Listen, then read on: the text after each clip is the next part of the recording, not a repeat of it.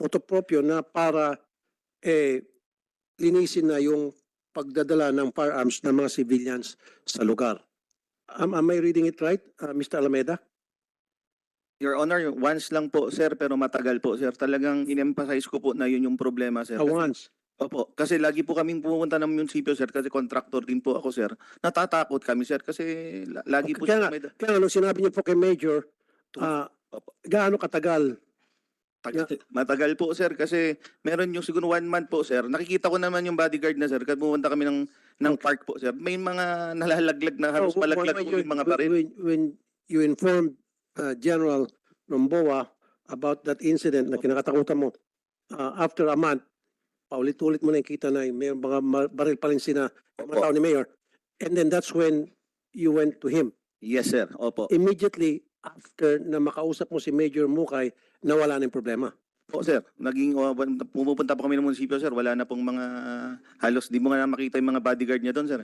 So, Major Mukay Alameda, because upon the instruction of General Ramboa or dahil kayo po mismong umaksyon na doon sa request ni Mr. Alameda? Good afternoon, sirs. Meron pong directive na binaba sa amin, sir, na tignan nga itong mga civilian bodyguards na nagdadala ng mga baril, sir. The directive came from who? From regional office, sir. Okay, so bakit ang tagal? Okay, so meron talaga palang directive si General. So bakit it took you a month para i-execute yung directive na Hindi po, sir. pinapa-execute sa'yo? After receiving that directive, When sir, did you receive it? When did you receive the copy of the directive? i-review ko po, sir, yung yung memo na Kasi binaba sa amin, sir. kung tugma natin, Mr. Chair, yung sinasabi ni Mr. Alameda, 1 month, right? Yes po, Your Honor. 30 days na nagsumbong siya kay General. Ang sinabi ni General, agad-agad, di ba? Nag-issue siya ng directive. At ipinasa niya po sa lahat, concerned, kasama na po kayo doon. So bakit pinaabot mo pa ng 1 buwan? Pagkatagal-tagal, meron ka na pala natanggap na directive from him, from the General. Yes, sir. After receiving that directive, sir, agad po naming umaksyon, sir, na No, you did not. Kasi kung umaksyon ka na agad-agad, hindi na kailangan pang puntahan ni Mr. Alameda. Tama, Mr. Alameda? Yes po, sir. Oh, kaya ka pinunta ni Mr. Alameda kasi after na pumunta siya kay General, 1 month na wala pa rin action, nakikita pa rin niya paulit-ulit, may dalang baril ng mga bata ni Mayor, kaya kanya pinuntahan. Ngayon, ikaw pang nakakuha ng credit. Para lumilitaw, dapat hindi ikaw bigyan ng credit, dapat si General. Kasi nag-issue pala siyang direktiba. It just so happen, on time yung direktiba in-issue niya, it just so happen, mabagal ka magpa-implement. Sa anong kadahilanan? Wala pong ganun na sir. Ang sa amin, sir. No, sir, kasi dito lumalabas kang hero kanina na pinuri pa kita Pinuri ka ni General Bato Senator Bato. Hindi Ulitin ko nagsumbong siya kay General. More than a month ago. Sabi ni General, agad-agad nag-issue ng direktiba, pinakalat niya sa mga concern ng mga police. Okay? And I'm sure natanggap mo rin yun.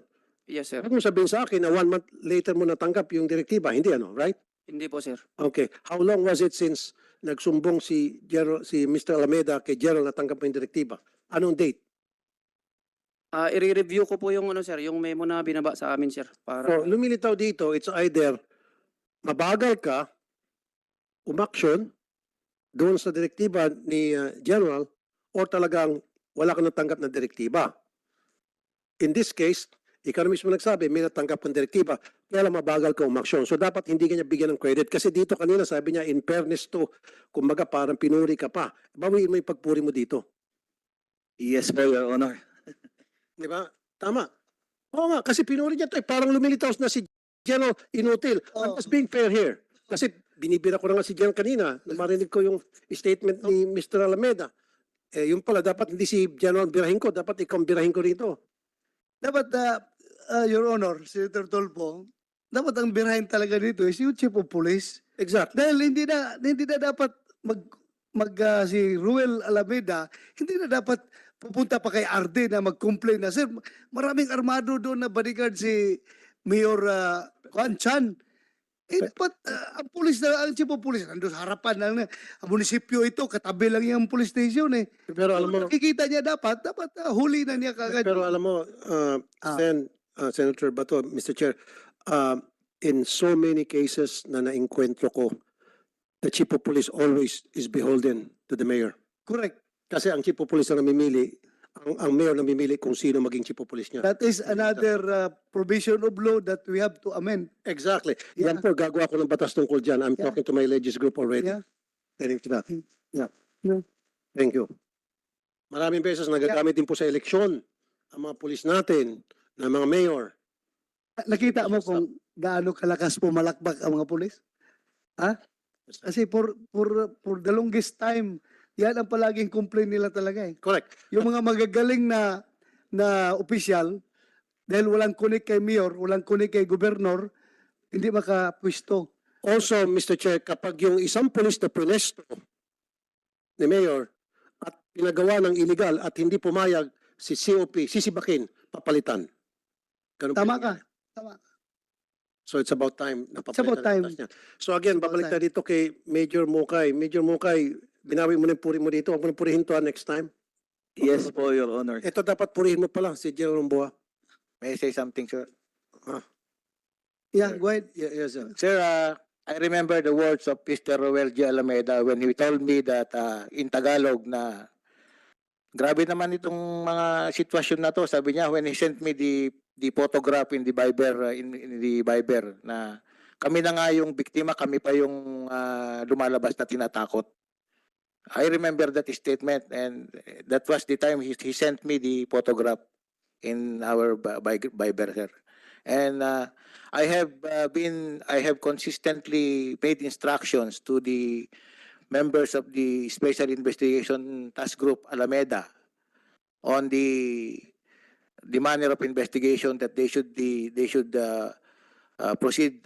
Dito na lang yung mga bodyguard ni Mayor Alameda, Mayor Chan. Can you please stand up? Yung mga bodyguard na kasama? Hindi, upo ka na, nandito ka na. Kayo? Tatlo lang kayo? Upo kayo dito.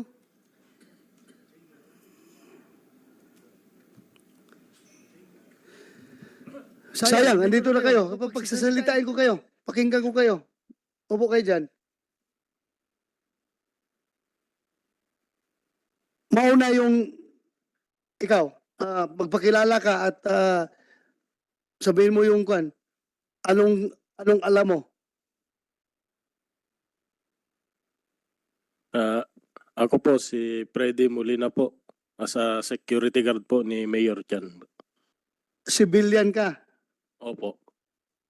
Ilang years ka na kay Mayor? Noong 2020 po. 2020. Ikaw, next. Sabay lang po ni Dennis po. Ha? Sabay po ni Dennis. Ako po si Romel Paltaw po. Kasama ka ba sa persons of interest na sinabi kanina? Kasama ka? Binanggit na pangalan? Opo. So ano masasabi mo tungkol dyan? Hindi po totoo. Hindi totoo. Opo. Hindi totoo na ano? Yung kwan po na binibintang po. Ha? Ano? Ano binibintang pala sa'yo? Hindi ko po alam. Ay, nagdi-deny ka na. Hindi mo pa nga alam kung anong binibintang sa'yo. Ang bilis mo mag-deny. Hindi mo pa alam kung anong bintang sa'yo. Nagdi-deny ka na. Ikaw naman, Mr. Molina, kasama ka ba sa binanggit na pangalan kanina? Opo sa una kanina po. Ha? Opo, yung sa security po, nabanggit po pangalan ko. Yung persons of interest, kasama ka, di ba? Opo. So anong masasabi mo tungkol dyan? Wala po akong alam dyan. Wala kang alam. Wala po. Wala kang alam sa ano? Kung sa binibintang nila na ganyan po, yung personal interest po, yung ano.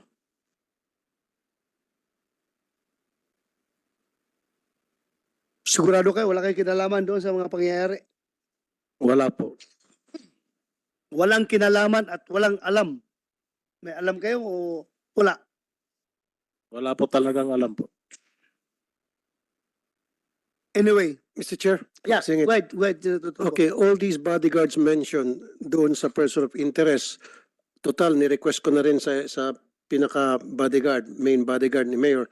Payag ba kayo mag-submit yourself to a lie detector test na para mapatunayan na wala talaga yung kinalaman dito sa ibinibintang sa inyo na kayo po person of interest o dapat hindi kayo person of interest.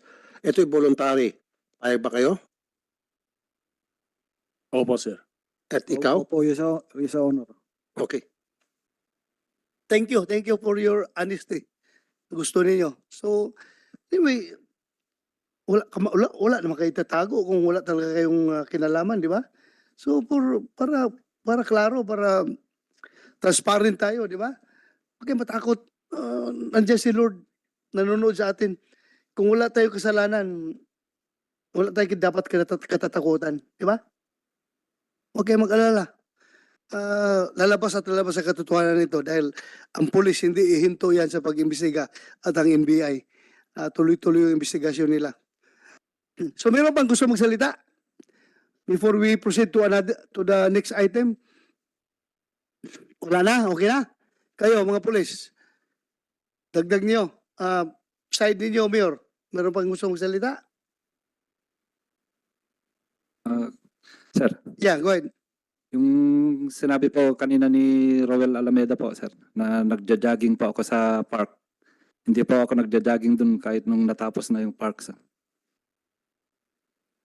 Hindi daw siya nag-jogging doon na Roel. Excuse me po, Your Honor, hindi po siya, sir, yung mga bodyguard niya po. Alam po namin na unregistered po yun, sir, kasi nakasabayan po ng misis ko and then yung mga anak ko nag-apply po ng LTAP. Yung mga bodyguard po niya, yung mga nagja-jogging doon, sir. Actually, marami pong mga nagre-report sa amin, sir. Yung gusto ding tumulong na yung mga bodyguard daw ni Brian. Kung minsan nakita ko rin po, nagja-jogging po talaga, halos malaglag na yung mga baril po nila, sir. So hindi pala ikaw ang nagja-jogging, yung mga bodyguard mo. At may halos nalalaglag na daw yung mga baril. Mr. Chair, tanong ko lang. Ay, Bakit magba-jogging ang mga bodyguard na may nakasukbit ng baril? Di ba pag nag-jogging ka, sports attire ka at wala ka dapat baril? O, bakit nagja-jogging na may baril? Yun nga pong hindi ko maintindihan, sir, kung bakit ginagawa po nila yun, sir. Ano yung short nila? Yung nakamaong, naka-shorts? Hindi, short, may short po, may bag po yung mga yun, sir. Kasi nakikita mo talagang mga baril po yung mga laman nila, sir. Ano yung grupo sila nagja-jogging tapos lahat sila di baril? Hindi naman po, sir. Hindi naman po grupo, sir. Marami din po yung mga kamag-anak po namin, sir, na nagsasabi na, nagkikwento po sa amin na minsan nakita ko rin po, tapos nakikita din po nila yung Nagja-jogging. Opo. Tapos sportswear, tapos may sukbit Opo, na baril. opo, sir. Tapos nahulog yung baril. Hindi naman po, sir. Halos mahulog na daw po yung baril, sir. Ganun po yung description ng mga...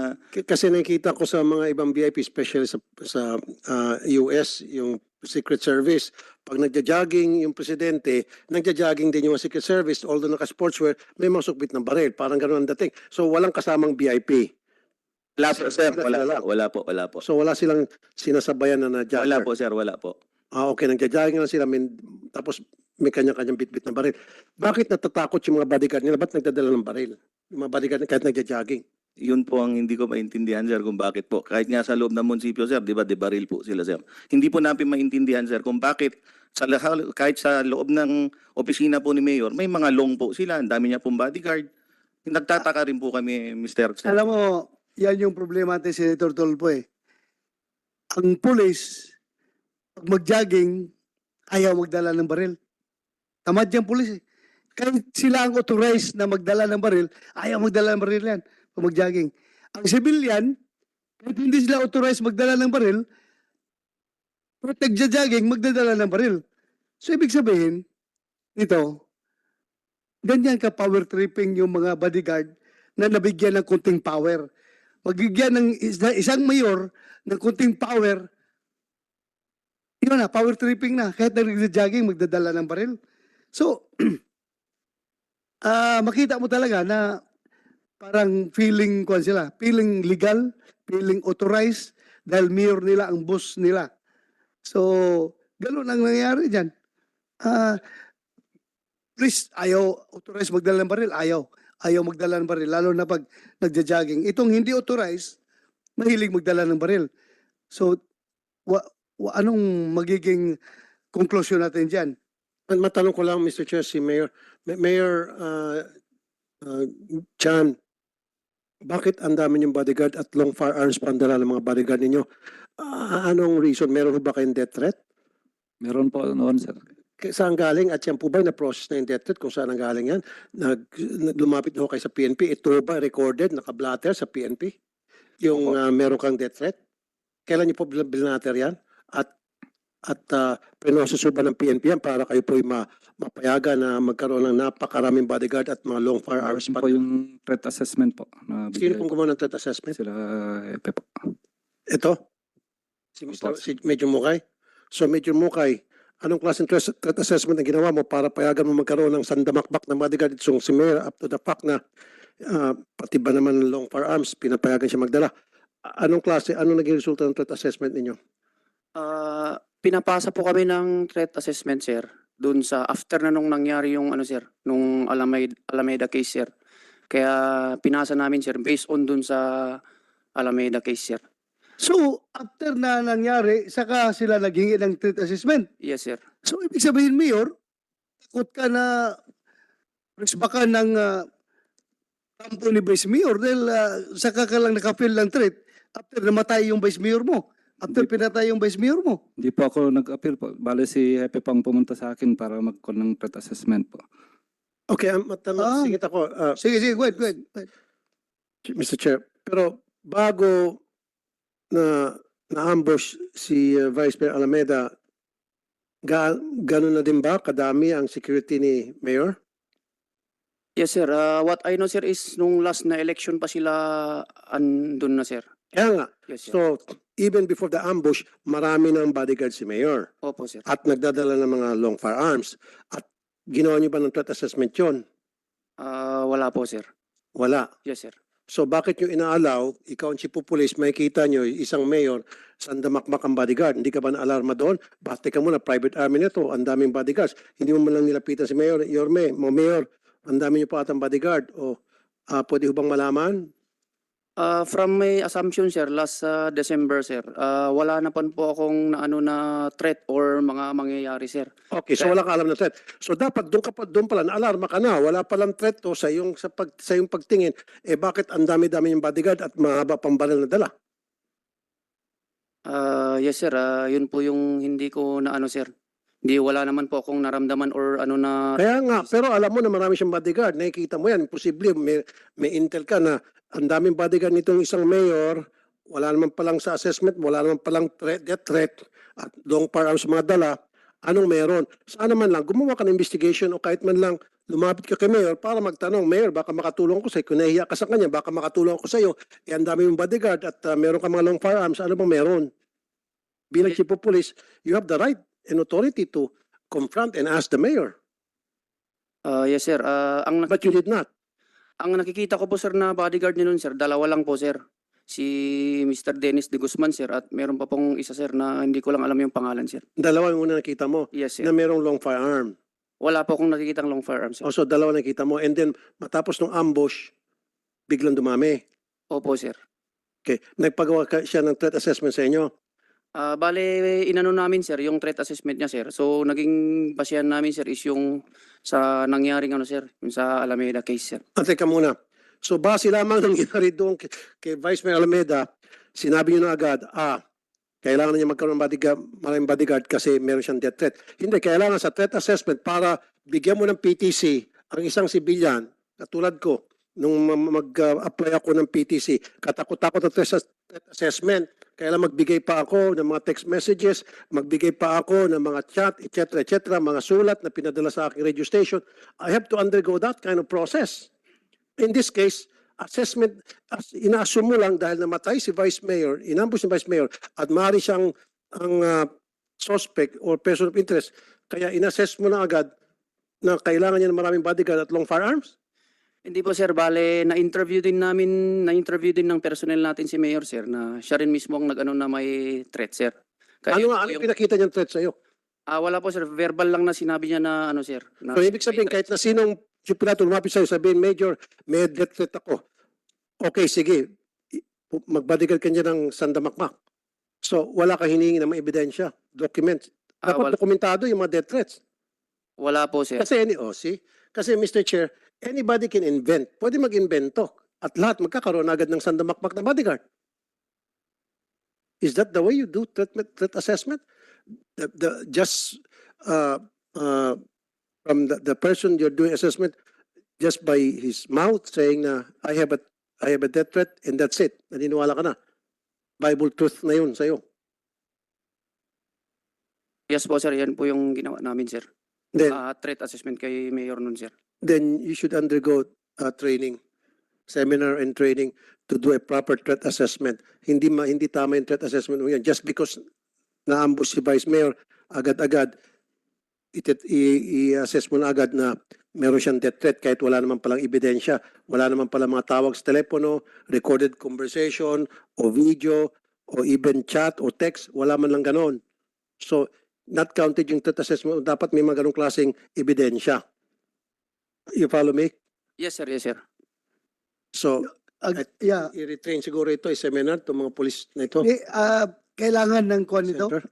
Kailangan i-remind itong mga pulis natin about our policy against private armed group.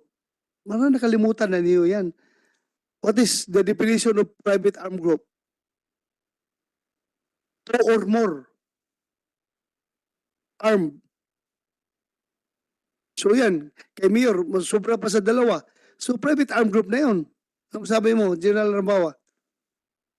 Sir, pertaining to that, the threat assessment, after the killing of Vice Mayor Alameda and the killing of 2 weeks after the killing, follows the death of killing of Governor Degamo of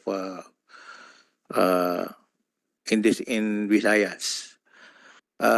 We were called to attend a command conference in Kamkrame, and we were directed to conduct threat assessment to all elected government officials, and that was parallel to the preparation of the barangay and Sangguniang Kabataan elections 2023. And that was a preparation, sir, of on the gathering of threat assessment to all elected government officials was a directive from the Chief PNP, the then Police General Rodolfo Osorin Jr. That prompted us, Your Honors, to visit elected government official and request and to get their threat assessment, which is a timeline of submission to Kamkrame, Your Honors. Kasi, Mr. Chair, kung ganun pala, tuwing merong ma-ambush na isang politiko, kailangan pala yung katunggali niya, let's arm him to the teeth, na kailangan ipaghandaan siya at bigyan siya ng maraming bodyguard. Kasi baka siyang babalikan. Parang ganun yung premise nyo. So lahat ng mga na-ambush na politiko, yung kanyang katunggali, kailangan bigyan ng proteksyon? There was an assumption that there was an imminent threat to other elected government officials, Your Honor. Other government officials? Yes, sir. Pero in this case, particularly lang si Mayor lang ang nagdagdag ng bodyguard. Yung mga ibang politiko doon sa lugar, hindi naman nagdagdag. Probably, sir, it was his decision, his determination that he should add security to his... Kaya nga, when he added security, that was because pumunta siya rito kay Major Mukay at si Major Mukay nagbigay ng threat assessment na yes, meron ka talagang mga death threat, may dahilan ka para magkaroon ng maraming bodyguard. Yun yung sinasabi kanina, that shouldn't be the case. Kailangan, kahit na meron nangyaring ambush sa isang politiko sa isang lugar, yung threat assessment dapat gawin tama. Dapat may mga dokumento that will magpapakitang evidence na talagang merong panta sa buhay nitong politiko na nangailangan ng maraming bodyguards. Sir, but the circumstances necessitating a greater number of security personnel is not the mayor is not entitled to it. It's just his decision to maybe increase his number of security personnel. Kaya nga, if that happens, nandun po papasok yung ating kapulisan para sitahin. Parang sinasabi nga ni Senator Bato, private armed groups na yan. Ang dami-daming bodyguards. Pag nagja-jogging, halos malaglag na yung mga baril. Nakikita po ng mga civilian. And then may mga long firearms. Doon dapat maalarma na kayo. Bakit ang daming bodyguard nitong isang mayor? Di ba? Mas lalo nga nagkakaroon ng threat yan. Not only threat doon sa kung sino man pinag-aano nila, pinaghandaan, threat sa komunidad. Paano kung naging trigger happy yung mga bodyguards? Yung mga bodyguards ba, did they train to be VIP bodyguards? Dumama sila sa PSPG?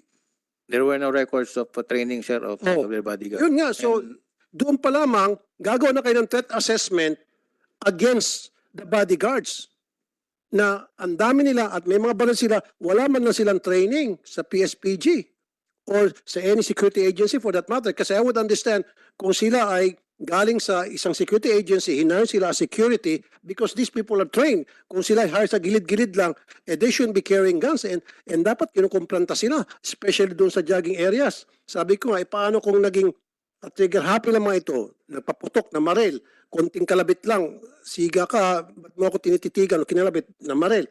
So, yun po ang nakaalarma, General. Hindi lang sa ganun, Senator Tulfo. Kundi, it happens na nagja-jogging ka rin doon sa plaza na yon. Nalaglag yung baril ng isang bodyguard na walang training, Pumutok. loaded, naka-open hammer, pumutok, tinamaan ka ngayon. Ay nako. Your Honor, can I speak?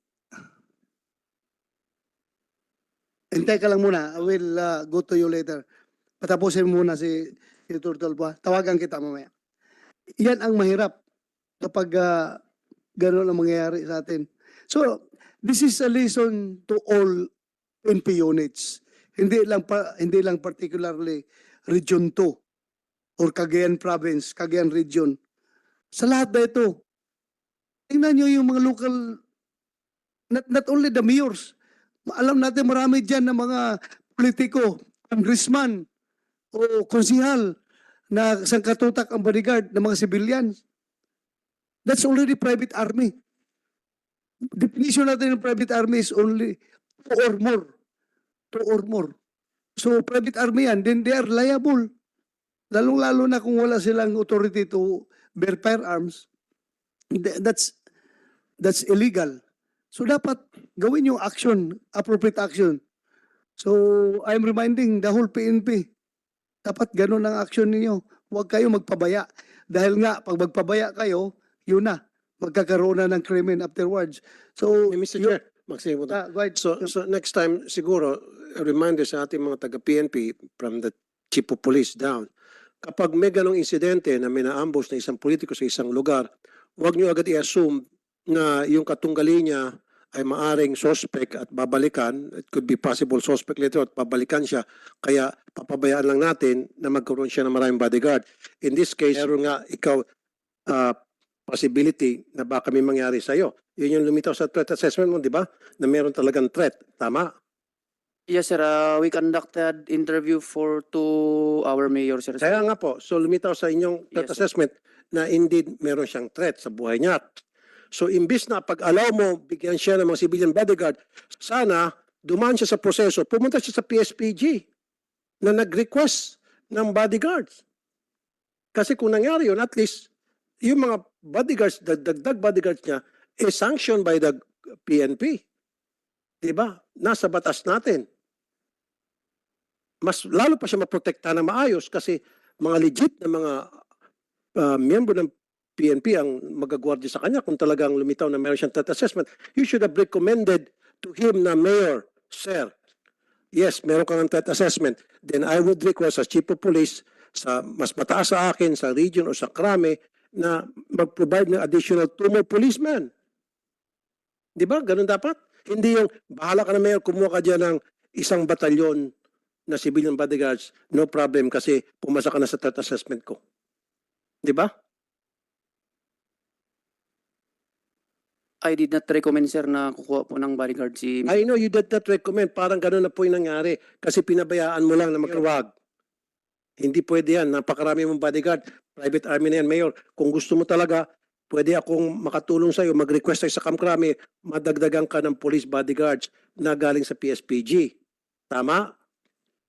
At, Yun at, dapat. at hindi mo lang yan karapatan. You are duty bound.